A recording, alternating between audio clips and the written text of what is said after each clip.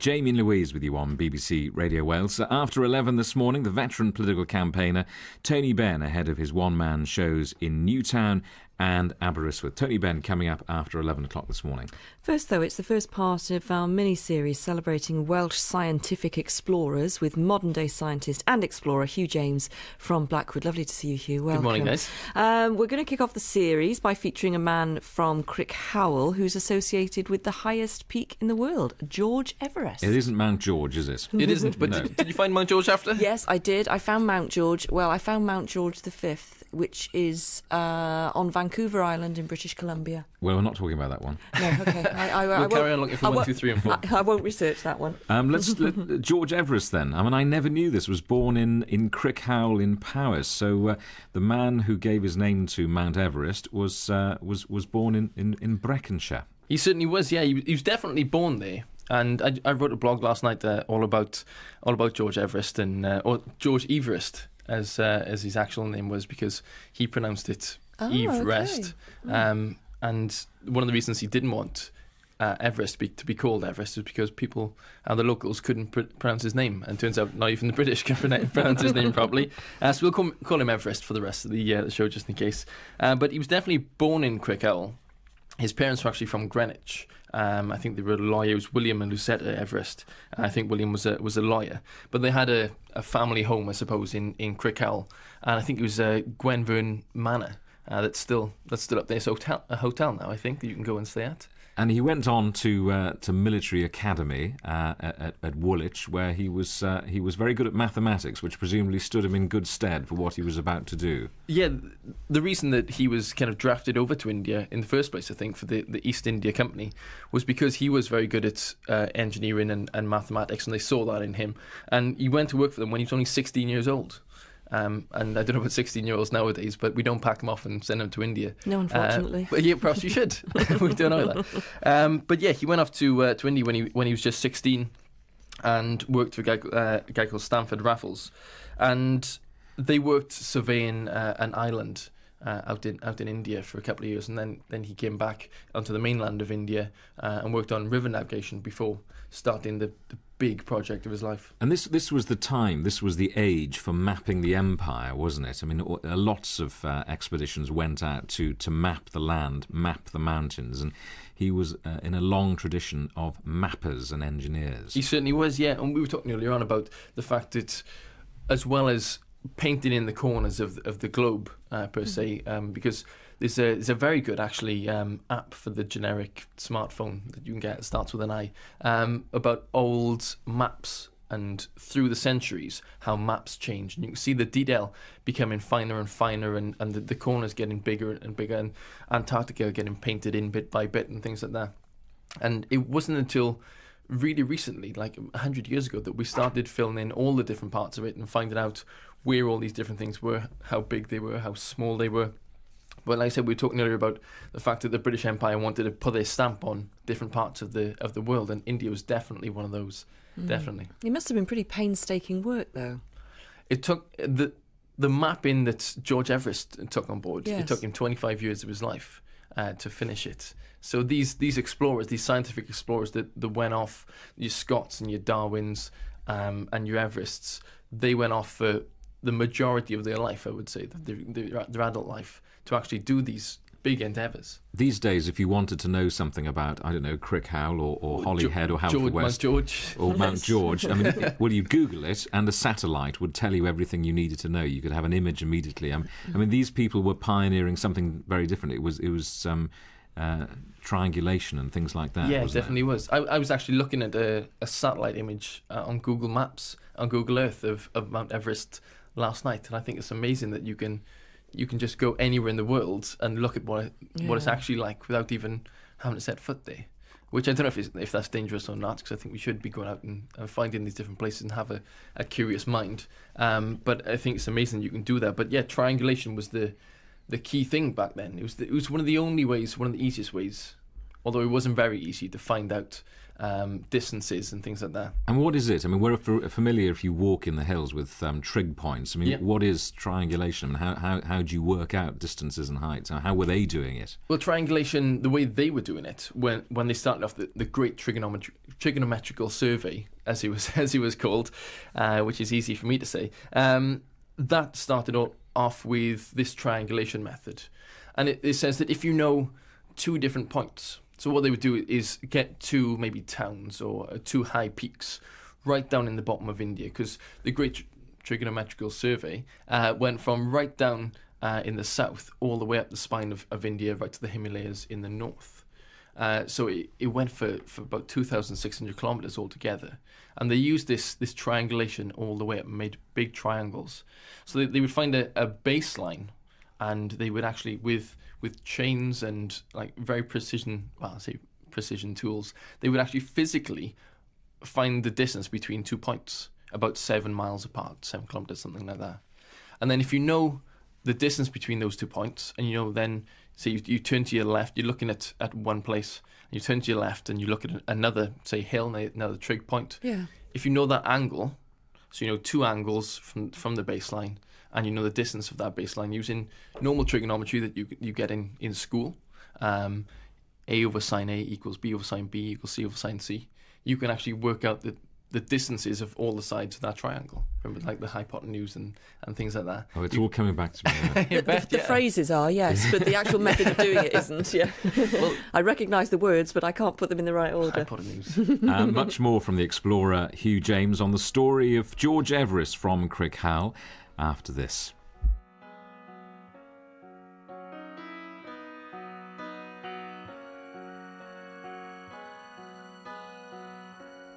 I know it's late, I know you're weary, I know your plans don't include me. Still here we are, both of us lonely, longing for shelter from all that we see. Why should we worry? No one will care, girl. Look at the stars, so far away. We've got tonight. Who needs tomorrow? We've got tonight, babe. Why don't you stay?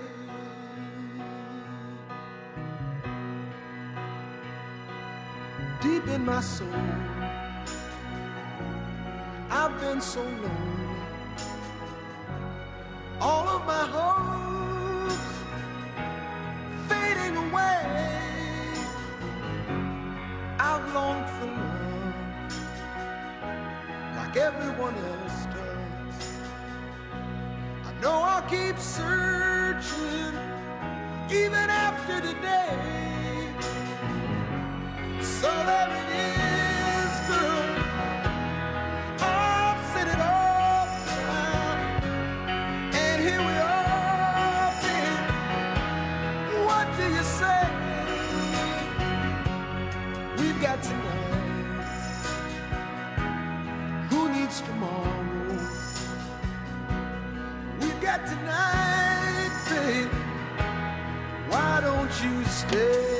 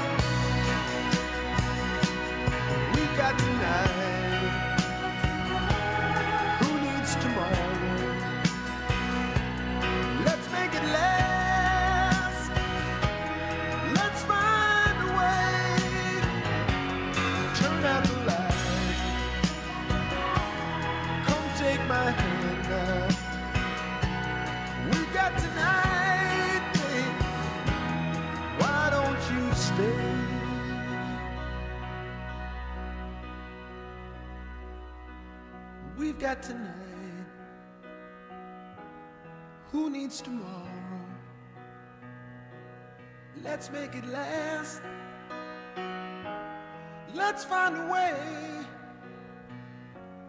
Turn out the light. Come take my hand now. We've got tonight, babe. Why don't you stay? Oh, we've got tonight. Who needs tomorrow? Let's make it last. Let's find a way. Turn out the light. Come take my hand now. We've got tonight, babe. Why don't you stay?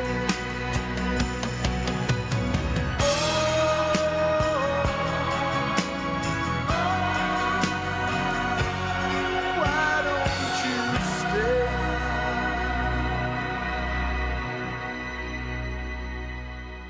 Grab your coat and get your hat. Leave your worries on the doorstep. None of us are ever that far from potentially losing the safety and security of home. In a special series of programs, discover the true cost of being homeless and hear moving accounts from the people who found out the hard way. Desperation that you feel. I was, at my lowest point. I'd reached rock bottom. Homeless Wales starts with Swansea, living on the streets. On the sunny side of the street. Tonight, 10:35 on BBC One Wales. We're discussing Welsh scientific explorers with a modern-day scientist and explorer, Hugh James from Blackwood. Today, it's the turn of George Everest, who was born in Crickhowell in Powys in 1790. So tell us a bit about Everest's trip to the Himalayas then. Do we know much about what he saw there, and did he ever see Everest? Did he ever go up? What's the story of that links them? Well, after leaving for India about 16 years after he was born, which would make him 16 years old, he went on to to do all his surveys of India and became superintendent of a big trigonometrical survey. I'll get that by the end of the show. In 1823, and by the time he was 40, he was actually Surveyor General of India.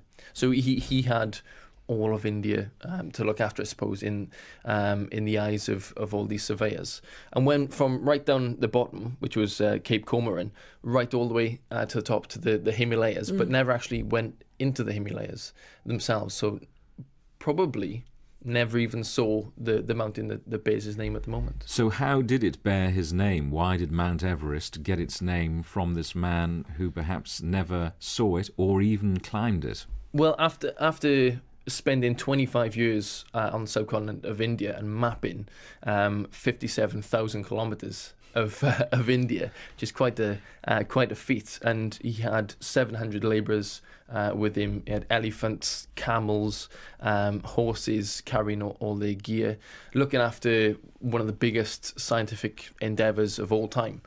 And he mapped with triangulation the entire continent right up to the north. And then by the time that had finished in about 1943, and he'd done all the paperwork and everything and started to sail home, his successor, Andrew Woe, he carried on going up into the Himalayas and things and found this mountain that he said was probably the tallest mountain in the world. And they looked around for a new name. A lot of people say that they didn't care about the local names and this and that, but they actually looked for the local names but couldn't seem to find anything for one reason or another. But they looked really hard. But because there was no local name per se that they could find, he said we should call it, instead of Peak 15 as it was called then. Oh, was it? It's a very great name for the tallest mountain in the world. It's as good as Mount George, I suppose. They decided to call it Everest, and he went to the Royal Geographical Society in 1957 and got put through. And the British were very good at this, weren't they, of giving English names or British names to things that perhaps really weren't in their gift. I mean, they did have Everest, as we now know it, already had a name, two names, didn't it? A Nepalese name and a Tibetan name, Chomolungma and Sangamartha. Yeah, it was called a variety of local names, and actually the place where it is now is the Sagarmatha National Park. So the name is still there. But like you say, the British love to put their they stamp on things. And well, even the planet Uranus originally was called George itself. There we go. That was called George. But extraordinary to think this little boy born in Crickhowell became Surveyor General of India and gives his name in all of his remarkable work to the highest mountain in the world. It is the most incredible story, and we're perhaps not very good at claiming him for Wales, are we? I wonder why that is. We know the name, but we don't know the backstory, and we certainly, perhaps not many of us, know it as a story from Wales. Exactly, but that was him himself anyway. They say that when they said that they wanted to call it Everest or Everest, he didn't even like that. He always thought that local mountains should have local names. So he didn't like the fact that it was called Everest, but it was already put through by the Royal Geographical Society, whether he liked it or not. Yeah. Is there any great exploring left to do on Earth now? Exploring on Earth, there is, and everyone can explore every single day of their lives. I mean, you can go out into your back garden, you can find new things, dig up your garden. I don't recommend kids do that, by the way. But if you dig up your garden, you find worms and you find snails and you find loads of different things. So everyone can explore every single day of their lives. In the terms of finding new stuff, mapping new things, deep seas, there are still parts of the jungles that we haven't explored. Antarctica, there's still lots of places down there we haven't gone to. But I think, honestly, the next places for us are the next places you'll find these kind of things, where you go out mapping for years and years and years, is when we go up to the moon and then to Mars, or perhaps the deep sea trenches. If we went to Mars, it would take us 9 months to get there and 9 months to get back. There's no kind of real certainty that you'd ever get back from Mars as well. I don't know if health and safety would allow that nowadays. Not if the BBC were in charge. Exactly, yeah. But that's the next frontier, in my opinion, is out there and beyond. Well, it's an extraordinary story, and thanks very much for coming in to tell us this morning. The scientist and explorer Hugh James on the story of George Everest from Crickhowell. Next week, we'll be finding out about a Welshman who made his discoveries in South America. The story of Alfred Russel Wallace.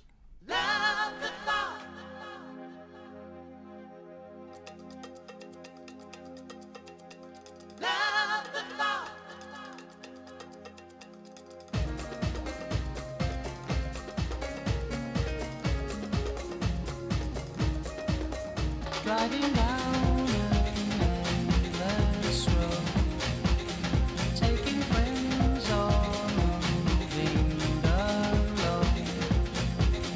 Pleasure at the fairground on the way. It's always friends that feel so good. Let's make amends like all good men should. At the fairground on the way. Walk around, be free and roam. There's always someone leaving alone. Pleasure at the fairground on the way. And I love the thought of coming home to you.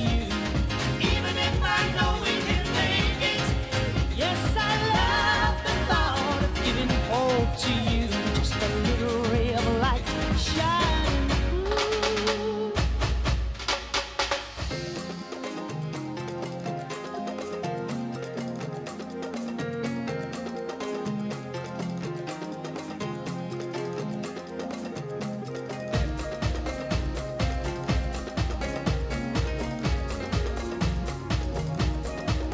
Love can bend and breathe alone until the end it finds you at home. Don't care what the people may say. It's always friends that feel so good. Let's make amends like all good men should. Pleasure at the fairground on the way. And I love the thought of coming home to you, even if I know we can make it. Yes, I love the thought of giving hope to you, just a little ray of light home to you. Even if I know we can make it. Yes, I love the thought of giving hope to you. Just a little ray of light shining through.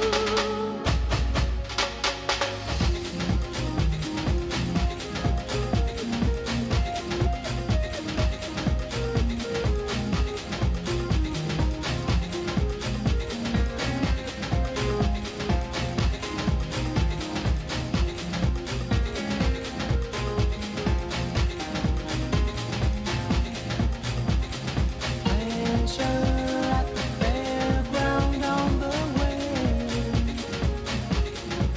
And I love the thought of coming home to you. Even if I know we can make it. Yes, I love the thought of giving hope to you. Just a little ray of light shining through. I love the thought of coming home to you. Even if I know we can make it. Yes, I love the thought of giving hope to you. Just a little ray of light shining through. Love the thought. Even if I know we can make it. That's Simply Red, number 1 in 1995 and Fairground. Jamie and Louise with you on BBC Radio Wales. News and sport for you in just a few moments. Good to hear from you this morning. Gavin Davis is listening to us in Barry. Great programme both this morning. Another, albeit rather more indirect Welsh connection with Mount Everest. George Lee Mallory served in a heavy gun battery in the First World War, which was commanded by Major Gwilym Lloyd George, David Lloyd George's son and later Home Secretary, and may have been the first to reach the summit with his climbing partner Andrew Irvine. George had taken his wife's picture to leave on the top. It was not on his body when it was found on the mountain a few years ago, so his family always believed that they did make it. Gavin, good to hear from you. Thank you very much indeed. A weather forecast now. Here's Rowena. Thank you, Louise. Hello, good morning. Today is a bright day, but we will see some scattered showers.